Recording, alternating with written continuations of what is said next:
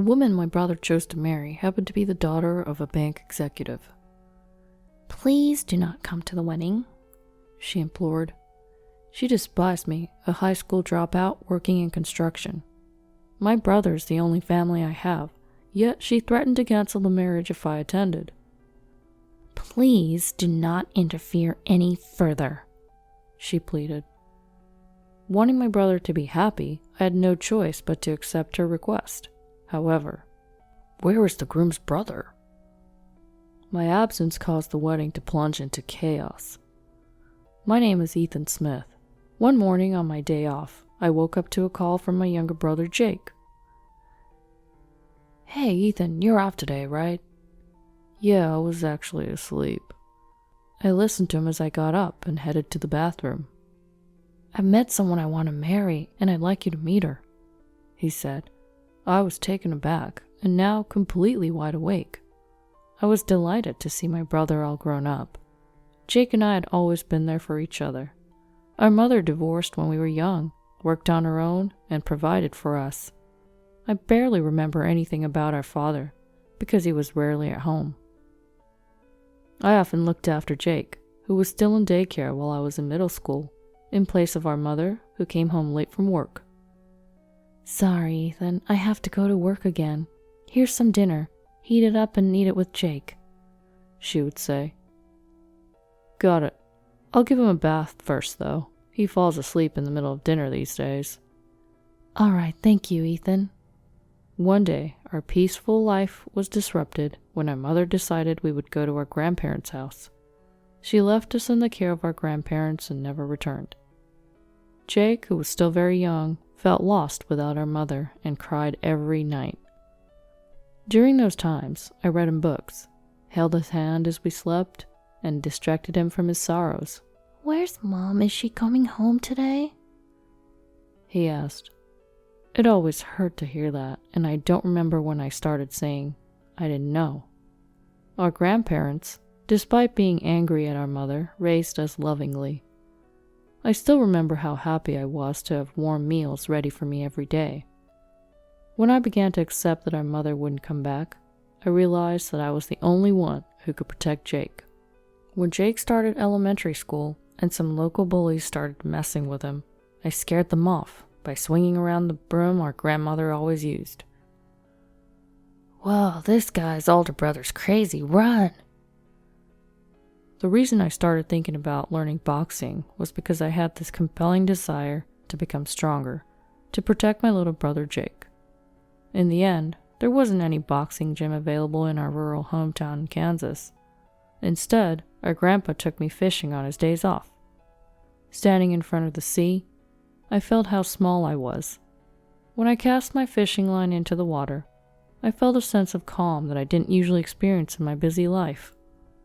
I grew fond of fishing and started leaving Jake in the care of our grandmother to go fishing with our grandfather.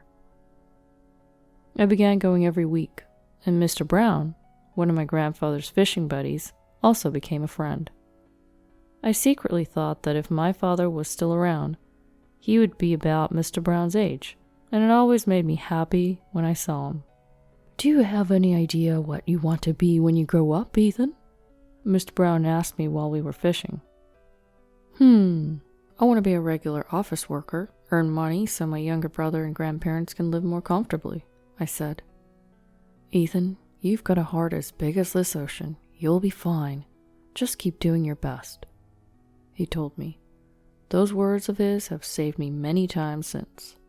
When I started high school, I studied hard so I could earn money. Then one day, my grandmother fainted. My grandmother was admitted to the hospital, and immediately after, my grandfather fainted too, and he passed away. We were able to hold a small funeral after explaining our circumstances to the people at the local funeral home. Knowing that our grandmother couldn't come, my brother Jake suggested that we go to the fishing spot to look for Mr. Brown, because he thought that Grandpa would be lonely. When we told Mr. Brown about our grandfather's sudden death, he quickly prepared and attended the funeral the next day. "Ethan, I'm sorry to make you worry. I'll get better soon." My grandmother, who couldn't attend the funeral, seemed dispirited after my grandfather's death. You take it easy in the hospital. We're fine at home. Jake's going to be in middle school next year. He's old enough. I reassured her. Well then, there are things I should tell you, Ethan, she replied, and during her hospitalization, she told me details about household matters and financial matters. However, just when we thought she was recovering, her condition suddenly worsened, and she passed away. I had to drop out of high school to work at a construction site to support Jake and myself. I'm going to get a part-time job too, Jake said. You can't get a part-time job when you're in middle school. You need to focus on your studies, I replied. But I can deliver newspapers, he protested. It's fine. I'm earning enough, don't worry, I reassured him. Jake kept offering to work part-time to help out. I want you to study, get into a good school, and go to college so you don't have to worry about work in the future. I don't mind working as much as it takes for that, I told him. Hearing this, Jake finally started focusing on his studies, entered a prestigious high school, and steadily advanced to college. Now he works at a top-notch company and has a woman he wants to marry. As his older brother, I couldn't be happier. Can I bring my fiancé to your apartment on your next day off? Jake asked me. Here? All right, I'll make sure to clean up. I'm looking forward to it, I replied. On my next day off, I nervously met Jake's fiancée, Emily Garcia, for the first time. Nice to meet you. I'm Jake's older brother, Ethan. Please come in, I greeted her. Nice to meet you. Do you live here? She asked. Yeah, this is my brother's apartment, Jake answered while she looked puzzled. But I guess she was just not used to coming into a bachelor's apartment and continued the conversation. Yes, sorry it's so cramped. I work at a construction site and usually only come home to sleep, so I don't mind the small space. I never thought Jake would bring his girlfriend here, I said. I met Emily through a client and we're planning to get engaged soon, Jake revealed. Seeing my brother so confident, I was sincerely happy about their engagement. Emily, maybe due to her quiet personality, didn't say much and just kept giving an awkward smile. She must be from a wealthy family. While we were talking, Jake's phone rang. Sorry, it's a work call, he said, and after he left the room, Emily finally spoke. You said you work at a construction site, Ethan. Which college did you graduate from? She asked. Actually, I started working after my grandparents died, and I had to take care of Jake like a parent. I dropped out of high school, I explained.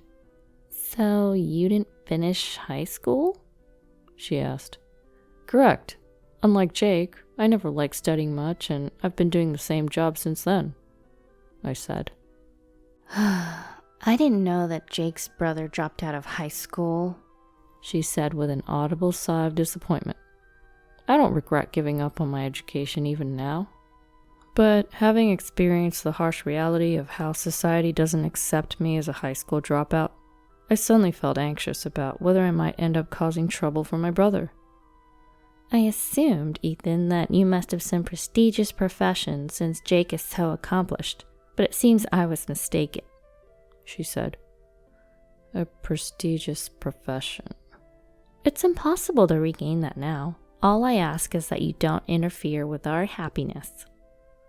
I have no intention of doing that. I want Jake to be happy. As I said this, she slightly raised the corners of her mouth and gave a fake smile. I could tell she was forcing it. When Jake returned, she grew quiet again. I wondered if Jake knew about her behavior, but I didn't know how to communicate this to him. Ethan, thanks for hanging out today, especially on your day off. I'm glad you were able to meet her, Jake said, radiating happiness. Not long after, I received an email announcing their official engagement. Then, about a week before the wedding, I received a call from an unknown number. It was Emily. Hello? It's Emily from the other day. Do you remember me? Just hearing her speak reminded me of our previous encounter, and I felt a tinge of discomfort. Of course, I remember you. Is something wrong? I have a small favor to ask of you today. A favor for me? Is it some surprise for the wedding? If there's anything I can do, just let me know, I jovially responded, buoyed by the thought of helping. Yes, about the wedding. Could you perhaps not attend? She asked. Excuse me? Not attend? I can't imagine not being there for Jake's wedding. I'm his only family. You may not be aware, but my father is a senior executive at a bank. It's frowned upon for him to attend a ceremony where the other party has no parents or relatives. So we thought we might hire some actors to attend. Actors? There's a service that provides people to play the roles of families and relatives. They'll come if we ask, so we thought we'd go that route. And Jake is okay with this? Well, the wedding is for me, after all. I plan to discuss this with him, so could you perhaps tell Jake that you have a work conflict? No, please do so. I highly doubt Jake would agree to this. I want to celebrate him too. If we don't do this, we might not even be able to hold the wedding. It was hard enough to get my father to approve of our marriage, so please don't interfere anymore. You're calling the brother of your future husband an interference? There's a pause on the other end of the line, followed by a small sigh. I just don't understand why you, with no education to boast of, or any respectable job, feel entitled to attend. Frankly, it would be embarrassing for us. With that, she hung up. I was left stunned. For the first time, I felt ashamed of myself. Granted, I'm not someone impressive, being a high school dropout, and it seemed that even getting approval for their marriage was a struggle because of me. I didn't want to cause Jake any embarrassment. That was the one thing I wanted to avoid. So I decided to call Jake. Hey, Ethan, it's referee to call. What's up? Actually, about the wedding. I've got a work commitment that day I cannot miss. I'm really sorry, but I won't be able to attend. What? Why? I thought you cleared your schedule for that day. Yes, I had. As the supervisor on site, it was hard for me to take a day off, but I made arrangements for that day. I thought about my coworkers who said, "You have to go on that day. Congratulate Jake for us." And I felt a surge of emotions. I can't get out of it. Since I'm the supervisor, I can't leave. I see. That's disappointing. But if you can make it, even if it's for a short while, please come. I want you to be there. I got it. If I finish early, I'll be there. Congratulations, Jake. Yeah, thank you. Promise me, okay? After hanging up the phone, tears wouldn't stop streaming down my face as I pondered on Jake's emotions. The fact that he wanted me, his imperfect brother, to be present at his wedding was somewhat consoling. I felt as if I had regained a fragment of my bruised self-esteem that Emily had shattered. On the day of the wedding, with no particular place to go, I decided to go fishing to escape my suffocating loneliness at home. It's something I hadn't done much of since I started working, but I always had a favorite fishing spot. It's a place where I wouldn't run into any of my colleagues. As I cast my fishing line, the familiar feeling made me tear up all over again. I was alone, and for a while, I wanted to cry freely. I wanted to release my feelings of frustration, loneliness, and pity for Jake into the ocean. After having a good cry, I suddenly sensed a presence. When I turned around, I recognized a figure standing with a fishing rod. "Oh, Mr. Brown?" I quickly wiped my tears with my sleeve and turned around again. Mr. Brown was wearing a nostalgic smile. "Ethan, it's been a while since you've come here. What makes you look so sad?" "Ha, you are observant as ever." Embarrassed that he'd seen me crying, I told Mr. Brown everything about why I couldn't attend the wedding, laughing and crying as I did so. If anyone could soothe my turbulent heart, it would be Mr. Brown. I had such a hunch. "That's harsh, Ethan. You're an admirable man. There's no reason to feel ashamed. I know that better than anyone else." "Stop making me cry." "Hey, Ethan, do you think this is the place to be crying?" "But if I show up, won't I interfere with Jake's happiness? Do you think your brother will truly be happy if his big brother doesn't come to his once-in-a-lifetime wedding?" "Well, Jake values you more than you think." I remembered what Jake told me. He said he wanted me to come, even if I was late. "You should go. Come on, get going." "Thanks, Mr. Brown. All right, I'll go." I hurried home to get ready for my beloved brother. Each word of Mr. Brown's pushed me forward. When I arrived at the wedding venue, Jake and Emily were still waiting in the backstage room. Bro, you made it in time. I'm so glad. Next to the joyful Jake, Emily suddenly made a sour face. Well, this is inconvenient. Why is it inconvenient for my brother to come? I had to invite someone to fill his seat since he said he couldn't come. That's why. Probably some sort of fake relative, I suppose. With the wedding entrance time closing in, Emily seemed more irritable and frantic than usual. I just wanted to congratulate Jake today. When I said this to Emily, she finally blew up. Ethan, this isn't what we agreed on, is it? Why won't you listen to me? We're running out of time. That's because I'm Jake's brother. And what? Brotherly love? I'm so tired of it. How would it look if someone found out that the groom's brother is someone like you, a high school dropout? Even in front of Jake, Emily yelled.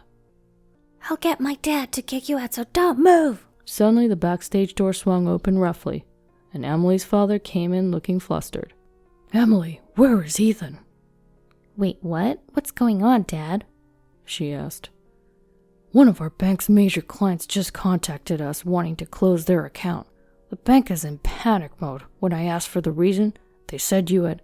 What, me? Emily interrupted. Yes, apparently they said they would seize all transactions with us, unless you change your disrespectful attitude towards Ethan. They suspect it's a matter of dignity, Emily's father explained. Emily glared at me sharply. Ethan, did you do something? Like spreading rumors to damage my reputation on social media or something? She asked. I have no idea what you're talking about. I don't understand how my name came up in this, I replied, completely clueless about the situation. Emily's attitude? Breaking the agreement? You mean the reason you suddenly couldn't come was because Emily arranged it? Jake asked, suspicion creeping into his voice. That's a terrible thing to say. Emily began, probably searching for an excuse. I cut off whatever she was going to say. I made up my mind not to come because she called me a disgrace, but I realized I was wrong and rushed over, I admitted. Hang on, Ethan. Jake was stunned. Emily, did you tell my brother he's a disgrace?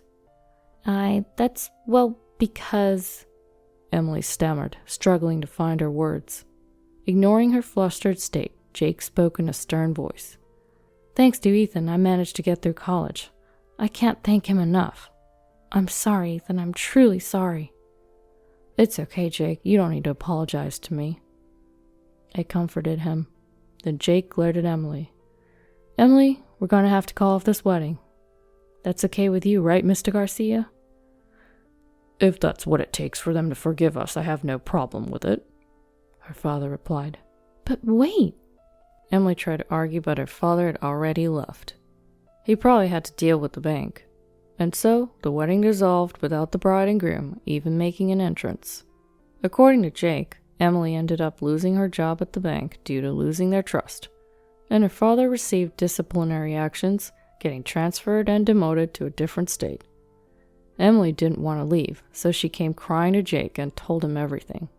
But Jake had no lingering feelings for Emily. Hearing about what she had done to me and realizing her true nature had a significant impact. Apparently, her coworkers didn't think highly of her either, and this message from the major client was the final straw. There are lots of bad rumors about her, and it seems there's no chance of her making a comeback, Jake explained. I see. But let's be glad we found out her true colors before you two got married, I suggested. Yeah, that's true. By the way, aren't you curious about who the major client is? I guess so. Who could it be? I work in construction. I don't know anyone who could shake up a bank that much. Actually, there's one person who comes to mind, Jake said. He had looked into who the major clients might be, and one of the company's chairman's names looked familiar. Do you know Mr. Brown's first name? He asked. Mr. Brown? I remember our grandpa used to call Mr. Brown by his first name, often referring to him as Tom, Tommy, or even Thomas. Yeah, I think it's Thomas, I confirmed. Bingo! Did you tell Mr. Brown about the wedding, Ethan? Yeah, I did, but Jake was grinning from ear to ear as he told me about Mr. Brown. Turns out, Mr. Brown was the chairman of a major corporation that their bank does business with. On my next day off, I went out fishing again. Despite the urgency in my heart, my legs weren't keeping up, and I stumbled my way to my usual fishing spot. Mr. Brown! Hey there, did the wedding go smoothly? Mr. Brown was smiling broadly at his usual spot. Mr. Brown. Ethan, you've been crying a lot lately. You weren't such a crybaby before. I'm sorry for troubling you with my complaints. Trouble? You're my fishing buddy, Ethan. I care about Jake just like you do. It's only natural to help a friend, so don't worry about it. Besides, you shouldn't be thinking about anything when you're fishing. I nodded and sat down next to Mr. Brown, casting my fishing line into the water. All that seemed like a distant memory, as I was back to my usual busy work life. Well, it's not exactly the same as before. There were changes happening around me. Mr. Smith, I made too much of this. Would you like some? My typical fast food lunch had recently turned more interesting. That's because the new secretary has been finding reasons to bring me homemade lunches. She was Mr. Brown's granddaughter, and I vaguely remembered her mentioning that she had been the little girl Mr. Brown brought along who used to come fishing with us. You were my first crush, and I could never forget. I can't believe you just remembered me. She pouted as she said this, but the next moment she was smiling. I had grown fond of her sunny disposition, and now she had become someone important to me. I told Jake I had a girlfriend via email, and that same night I received a call from him after a long time. Introduce me to your girlfriend, bro. I'll bring my girlfriend too. Apparently, Jake had a new girlfriend too. The fishing that my grandfather taught me was a solace to my young mind back then. Now, it's become a bond with the people I care about. It's a sunny day today. According to the weather forecast, looks like we're in for a few days of clear skies. I plan to invite my girl on a fishing date with me this weekend.